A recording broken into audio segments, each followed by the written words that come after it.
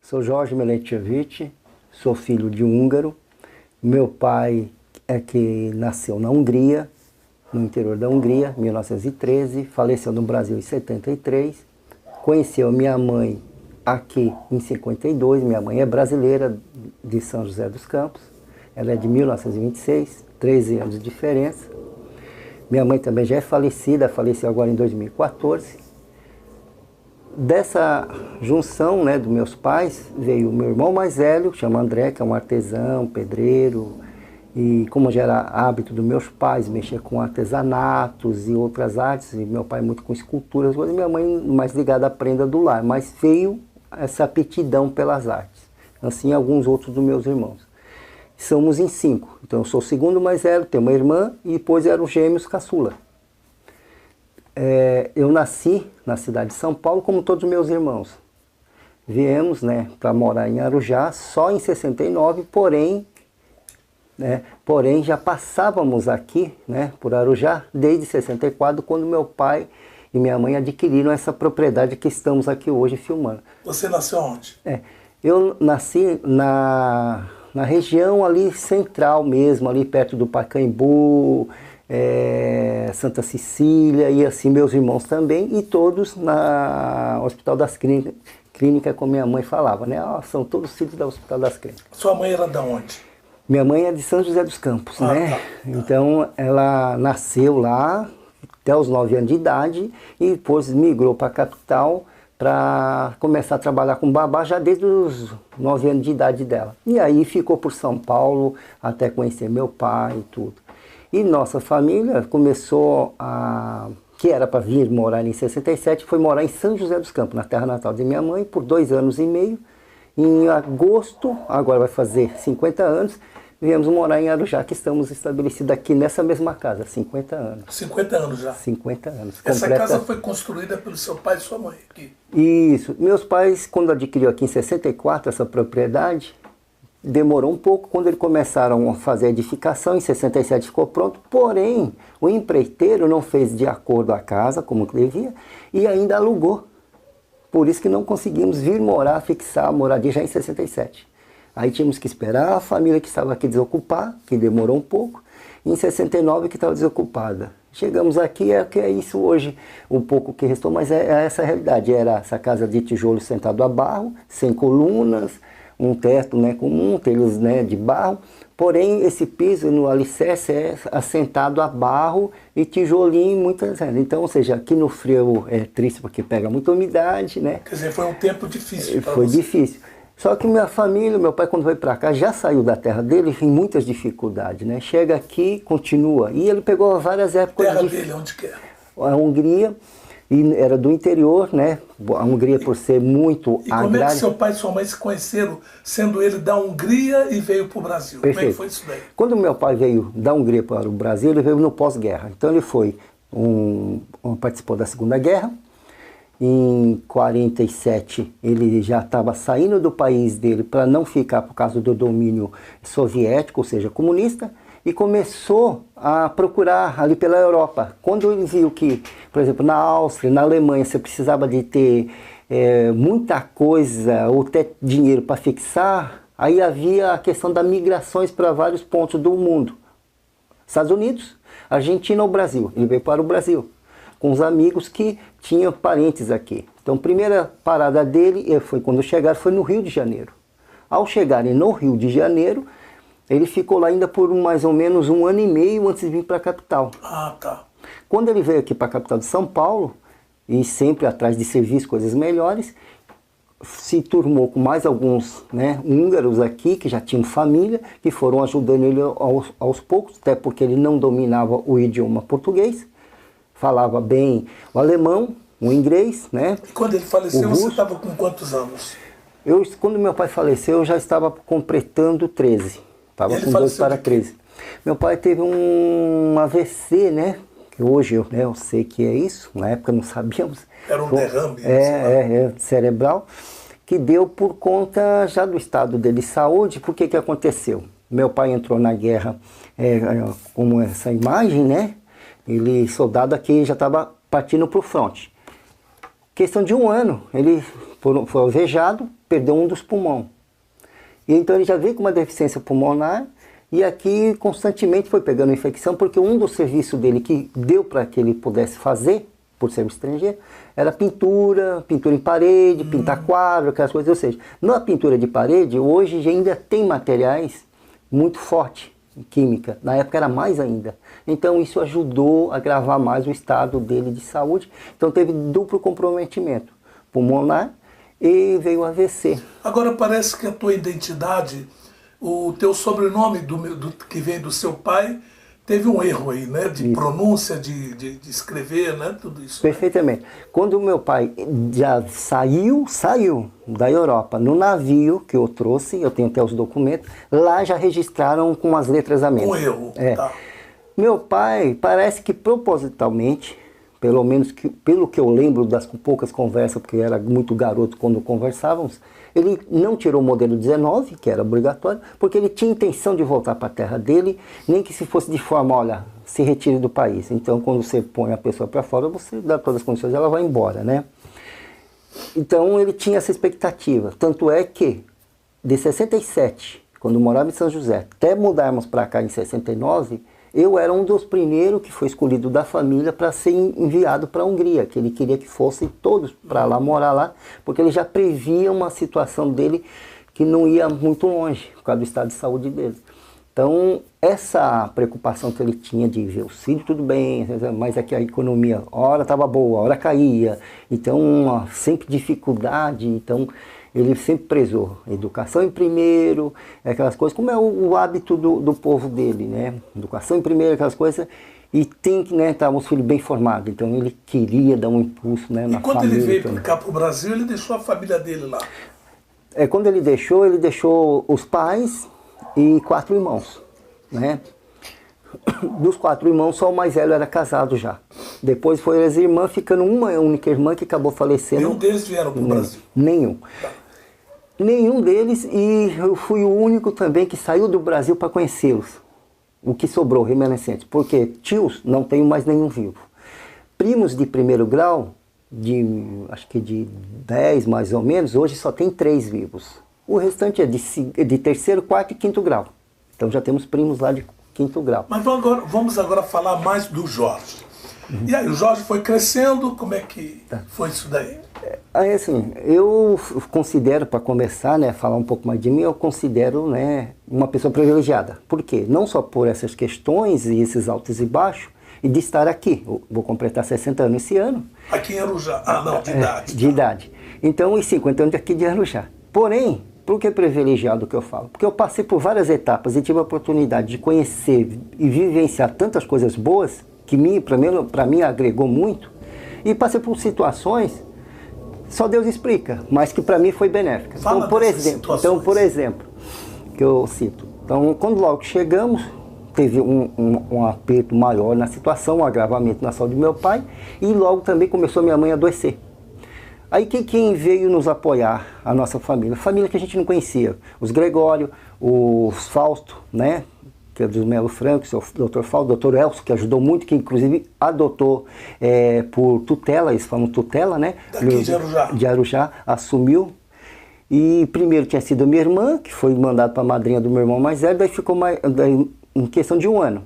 Ficou eu com a família João Godoy, que é farmacêutico, foi o único que aprendeu o ofício de farmácia. Isso já em 1972, para 73, 1 ano quase antes do meu pai falecer. Meio ano, coisa assim. A minha irmã já estava em São Paulo com a madrinha do irmão mais velho. O irmão mais velho e meus irmãos caçula ficou com o Dr. Elcio. Tudo pelo processo que eles chamam de tutela, que é um pouco diferente do processo de adoção.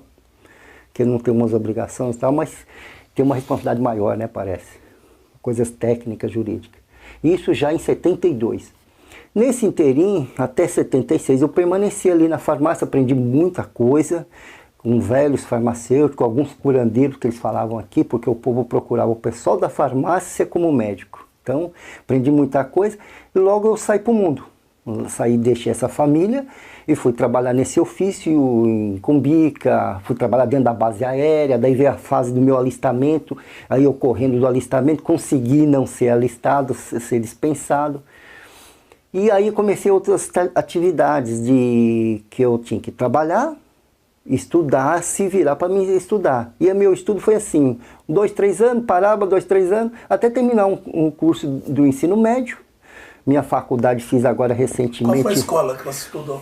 Todas as escolas públicas, comecei no Washington, no nascimento e inauguração do Colégio René, menos no ESLI, mas nesses dois, e fiquei nessa transição até terminar o ensino médio. No caso do René, eu fiz 3 cursos, né, antes de terminar o curso. E, na verdade, peguei o diploma pelo de suplência, né, mas os cursos mesmo que eu fiz foi contabilidade, magistério, e técnico e química, tudo. Tá. Então eu fiz a análise química que a gente falava, né, então eu fiz esses cursos no René na época quando tinha esses cursos. Que já estava, né, foi uma implantação do pessoal fala da ditadura, faculdade, mas foi coisa boa. Você falou de faculdade aonde? Que faculdade? Daí eu fiz faculdade agora recentemente, com 55 anos comecei, 3 anos e meio terminei ela, terminei ela agora com 3 anos e meio, foi o curso de filosofia pela Universidade Federal de São Paulo, a Unifesp. Então, por que né, filosofia? Não podia ser uma coisa profissionalizante, direito, uma coisa?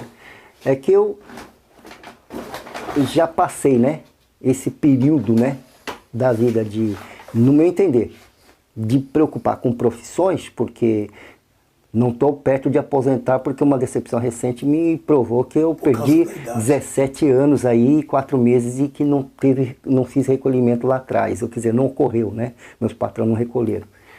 Porém, eu não vejo que eu tenho que estar agora preocupado em fazer direito, mecânica, engenharia, alguma coisa, ou seja, fazer um curso para me ter uma profissão. Porque não vai agregar muito que eu já estou perto de aposentar, um ponto. Segundo, eu acho que já contribuí bastante de várias formas no meu país. Eu vou, né, já de forma mais agora limitada, então não preciso me preocupar. Então, mas era um sonho dos meus pais. Isso te deu a oportunidade de você fazer uma prova para poder trabalhar na prefeitura, não é isso? Isso. Mas eu entrei antes, né? Mas, porém, por que eu então só fui fazer para ter um diploma, conhecer um curso, né? Mas para aliviar meu ego, por exemplo, de que eu tinha uma promessa aos meus pais, que eu, tanto meus irmãos, de avançar o máximo que pudéssemos, inclusive no estudo. E sempre sendo direito, vivendo de forma honesta.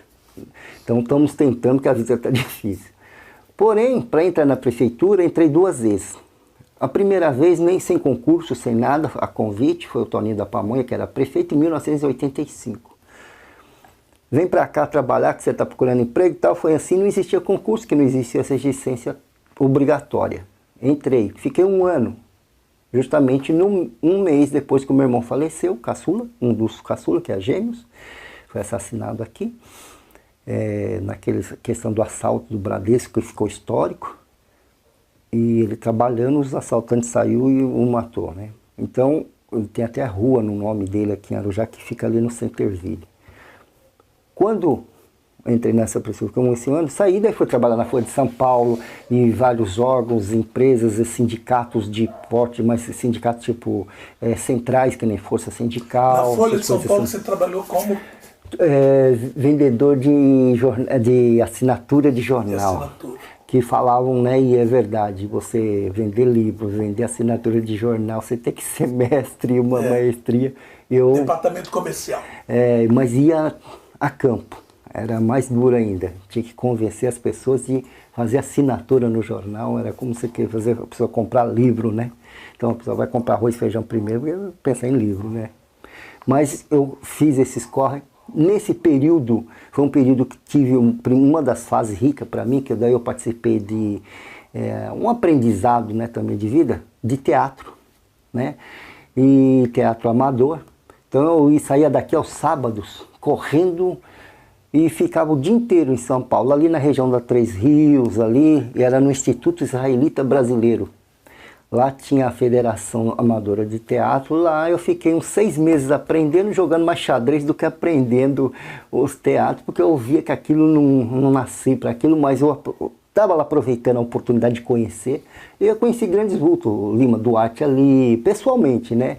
Um dos que eu considero um dos maiores educadores na área de teatro amador ensina, o Ari Fontoura e vários outros. Gabos Mendes, esse pessoal. Logo depois saí dali, não é para mim mesmo, aí fui galgando nesse mundinho do xadrez. E o que eu falei? Como tinha que trabalhar muito, qual era a minha válvula de escape? Jogar xadrez. Então eu saía para esses clubes, Clube São Paulo, né? Mas ficava fora de H, porque eu já não tinha. Antes de falarmos do xadrez, que é o final do programa que eu queria que você falasse, vamos falar como você entrou na prefeitura. Tá. Hoje você é um funcionário da prefeitura. Isso. Aí saiu dessa fase de 86, quando eu saí da prefeitura, só voltei por concurso público, no concurso de 2000, que fui chamado em 2003. Então, em 15 de abril de 2003, fui chamado e estou na prefeitura registrado na mesma função, escriturário. Eu faço lá, como muitos lá, faz quase um bombril, né? Faz um bocado de coisinha e tal, serviços técnicos. Como domino um pouco a questão de hardware, fazendo manutenção, então vou lá, vai arrumando os computadores aí, a gente atual. Hoje eu não faço mais isso, né? O pessoal fica até ranziza comigo, né? Fala eu que sou ranziza, né? Mas eles que ficam porque... Você está fazendo o quê? Eu continuo fazendo meu serviço burocrático ali, de domínio, mexo ali com computadores, os programas do sistema lá, porque é na área de saúde, então eu domino os programas da saúde, né? Então, mandar informações para o Ministério da Saúde, as informações que chegam das unidades, da produção. Então, é isso que eu faço. Então, eu estou na prefeitura concursado, já há 16 anos, né? Mas dessa forma, né? Por concurso público. Tá. Agora vamos falar do xadrez, que é o que mais você gosta. Eu também gosto, não é que é o que mais gosto. É uma das coisas que eu gosto e que eu procurei ter como válvula de escape para me ocupar o tempo. Até porque... Mas você não ganha dinheiro. Não. Como eu fui fazer faculdade tarde, por quê? Não tinha tempo para estudar. Então como é que eu me ocupo um pouco? Xadrez, jogando. Nisso eu consegui ficar à frente da coordenação das equipes de Arujá, sendo técnico, sendo jogador, sendo capitão. Para Arujá, graças a Deus, na sua modalidade mais agraciada. Conseguimos 11 bons resultados de medalhas, no caso... 3 ouros, né? 4 prata, 4 bronze, e aí, né, algumas decepções, sem problema, mas isso ocorre. Você chegou a participar de algum concursos, assim, bem famosos? Não, mas eu estava até vendo agora há pouco umas fotos que eu peguei para achar as fotos que eu precisava passar para o senhor. Daí eu peguei umas fotos que eu achei do primeiro e grande torneio que eu fui responsável em ajudar a realizar aqui, que foi praticamente chamado Torneio das Américas. É um torneio regional, aberto, mas que foi considerado da América, porque naquele período, que foi em 1991, não se tinha torneio de porte no país. E onde foi esse torneio? Foi realizado aqui no Clube União, 3 meses para ser realizado, de propaganda e tudo bem trabalhado. Prêmio era pagava em reais, mas é o valor em dólar. Na época o dólar é o que mandava forte. Era hoje, se fosse ver, era em torno de 20 mil dólares o prêmio total que nós estávamos oferecendo. E conseguimos trazer jogadores de todas as federações de estado do país. Deu 189 participantes até o último dia, de 220 mais ou menos inscritos. Foi essa quantia, 189, que fixou até o último dia. E teve mais 2 edições. Quem encabeçou as 2 edições seguintes foi o Alípio Ferreira da Inca Joias. Na época era Inca Joias. Ele estava à frente. E só fez as 2 e parou. Porém, foi o boom. Até hoje, os que estão vivos daquela época, se vê um arujaense, não eu, qualquer um arujaense, nesse meio do xadrez, cadê os torneios lá de Arujá? Aquele torneio forte. Pô, por que não faz mais? Cadê o Jorge? Aí tem alguns pontos que ficou de referência. Então esse desenvolvimento com jogos regionais, representando a cidade de jogos abertos, pegamos, né, essa gama, né, Nesse caso você é o topo desse tipo de jogo? Não. Tem mais pessoas aqui? Tem. Tanto é que, por exemplo, o que me não fez desanimar de vez por algumas questões políticas que o pessoal acaba jogando à frente, não vê essa grandeza que a gente procura levar ao nome da cidade, que tem enxadristas que parou de jogar, para cuidar da vida pessoal e tal, mas foram caminhar para quê? Não para coisa errada. 2 são engenheiros astronauta, outro é recentemente engenheiro mecânico, mas formado por onde? Por instituição de primeira linha, USP, Unicamp, entendeu? Então tem algumas pessoas que se destacou, que saiu como ex-aluno, ou só Você tem o nome deles? Tem. Só por ter a oportunidade de ter colocado eles na equipe, e eles ficaram várias vezes frequentando, e como eles queriam ganhar dos adversários, o que eles faziam? Estudavam muito xadrez. E xadrez, você monta a biblioteca, você olha aqui, tem um bocado de livros de xadrez, né? E você entrar nessa dinâmica de estudo para desenvolver, ela vai ser útil para você em que você quiser na vida. Tanto é que um desses meninos, que é o último aí, o engenheiro mecânico da USP, ele diz claramente: eu dou graças a Deus a você. Eu falo: Deus não, a Deus, não a mim. Chama Emerson Soares, do Barreto. Parque Rodrigo Barreto. A mãe dele é costureira, Dona Sebastiana. Ele simplesmente acha que teve... Por quê? De ter levado para jogar xadrez, de ter incentivado ele e ter mostrado para ele: se você não estudar, não é eu que vou te orientar, que vai te ajudar. Você tem que fazer a sua parte. Aí dele ter se matado tanto para estudar e ter se tornado bom enxadrista, que foi, trouxe muito resultado, boas partes da maioria das medalhas é do tempo que ele participou. O que ocorre? Na faculdade ele não sentiu dificuldade nenhuma para estudar tantos livros que exigem engenharia, né, para eles. Isso então, tudo aí do xadrez você fez até um livro, não é isso? Fiz. Aí é o seguinte, tanto para o xadrez como outras modalidades relacionadas de tabuleiro, que eu participei, que conheci, o que acontece? Eu percebi que ou não tem para tradução em português, né? E outras não tem assim um simplificado que fala um pouco mais a nível didático. Eu peguei um pouco da minha experiência de 30 anos envolvido nisso, escrevi um rascunho, a princípio seria 150 páginas, devido a custo de mercado, foi reduzindo, consegui formatar no máximo que deu 90 páginas. E saiu o primeiro livrinho, que saiu em 2 edições de Bienal. É o único livro de xadrez que saiu historicamente, se sabe que foi lançado em Bienal. Então, 2016, 2018, repetiu. E agora tem 2020, o pessoal quer, mas aí eu quero tentar levar já um dossiê de família que eu estou trabalhando há algum tempo. Se eu conseguir terminar pelo menos uma parte, eu lanço ele como parte 1. Mas eu quero ver se eu lanço. E já me cobraram: faz alguma coisa a mais no xadrez. Eu acho que aí já é para os que a gente fala, os grandes mestres, os mestres, os profissionais do xadrez, que ficam incumbidos, né? Uma porque tem muito. Ou faça a tradução. Eu acho que nesse ponto já a minha cota já foi feita. Nessa caminhada aí do xadrez, você teve ajuda de alguém, de algum político? O que acontece? Quando eu comecei a fazer torneio em 83, fazer os torneios, eu tinha um pouco de apoio do João Pedro Santos, João Baiano. De que forma? Ele me arrumava algumas medalhinhas, porque ele era diretor do chamado DEMESPA, Departamento de Esporte. E assim alguns outros ali, o Souzão, né, por algum tempo depois, né, parou, porque vai mudando a legislação, aquelas coisas. Aí comecei a ir no comércio, pegar patrocínio aqui. Mas chega uma hora, parece que você está mendigando as coisas, é difícil, né, esse negócio de se pedir patrocínio. Às vezes o pessoal quer dar patrocínio, mas pensando numa expectativa, não sei, da publicidade, trazer algum retorno, uma coisa, então... E depois, assim, você sozinho, né? Você corre, e eu já tentei passar para vários outros ex-enxadristas que tinham praticamente, eu falo hoje, um olho maior do que, né, a realidade, achava que a gente ganhava dinheiro com isso, e passava para eles, acabava não andando nada, porque não dá dinheiro isso, é difícil. Põe premiação em dinheiro, então você tem que tirar da taxa de inscrição, tem que cobrar uma taxa de inscrição para poder cobrir premiação, tem que buscar patrocínio.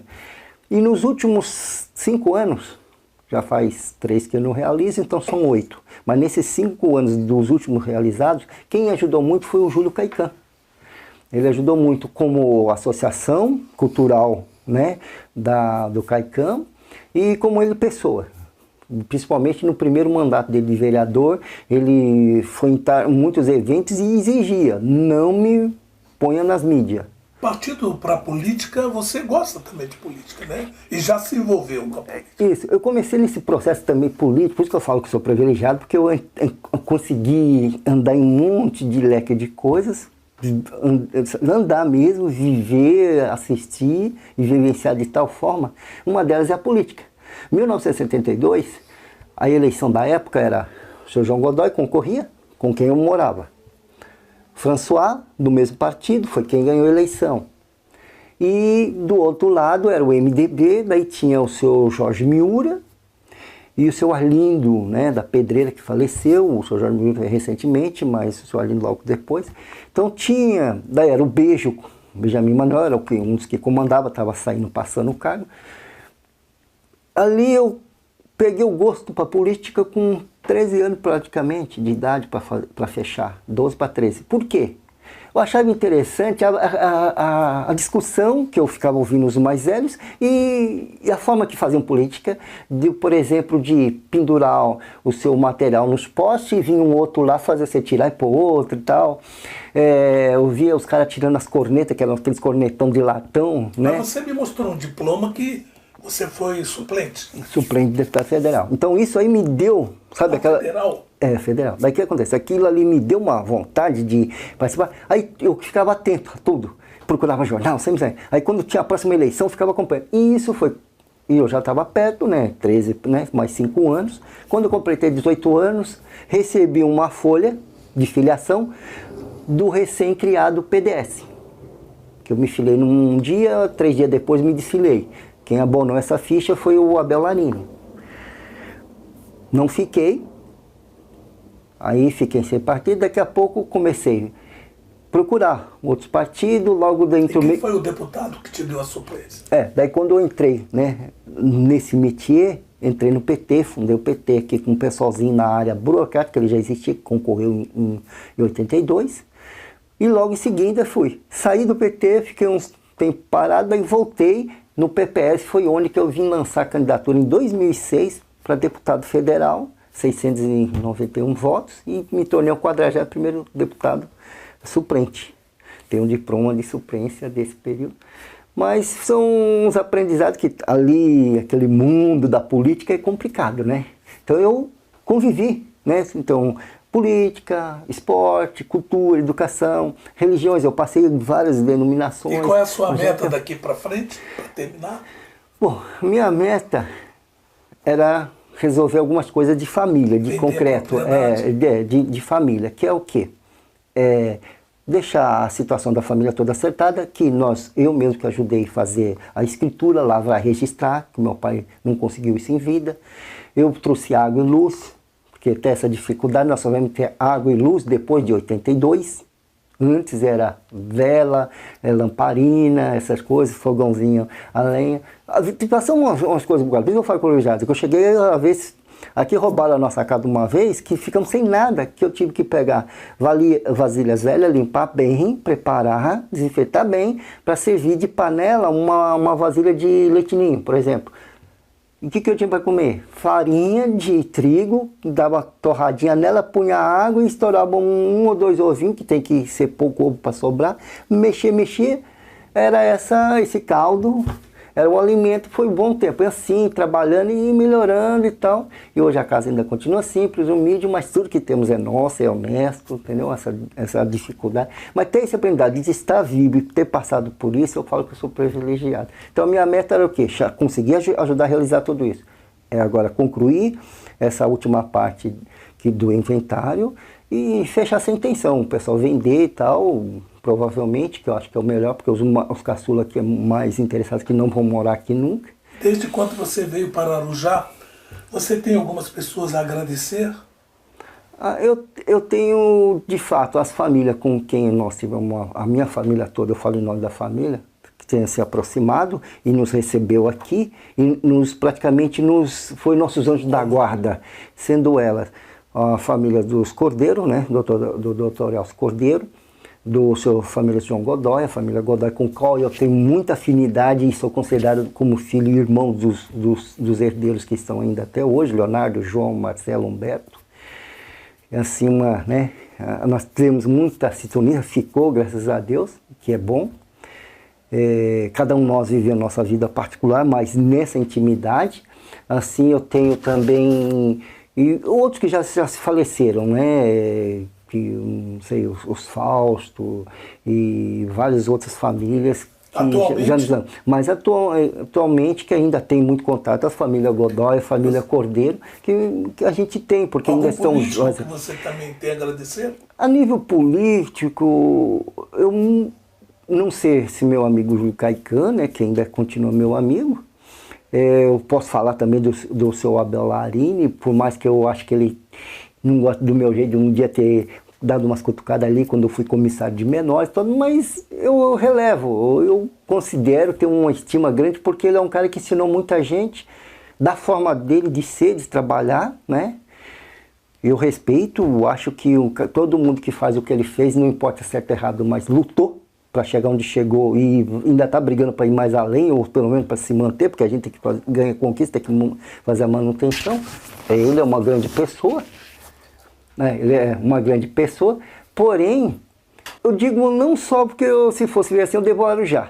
Tanto é que eu me tornei cidadão arujaense, que o Abelzinho Larini me agraciou com o título de cidadão arujaense, contemplando pelo tudo que eu fiz no enxadrismo e muito mais que eu tenha feito pela cidade e me agraciou com o cidadão arujaense, também uma forma de homenagear toda a minha família, né?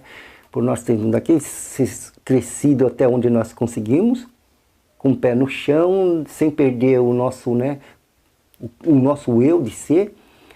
Tem mais pessoas, né? Tem os padres Geraldo que já foi, a família dele, né? Ou as famílias que moravam ali na época, meus colegas de escola, todos eles acho que assim, foi que cresceram comigo, ou alguns igual eu e minha família no nada e foi subindo, muitos deles estão vivos, graças a Deus, e bem, pelo menos numa situação boa, e aprenderam muito também, mas estão num nível que a gente parece que não cresceu, não evoluiu, porque quando a gente se vê, é a mesma pessoa, então não tem mudado comigo, e eu, graças a Deus, não consegui mudar para ninguém, então isso é bom, é isso que eu agradeço a todo esse pessoal.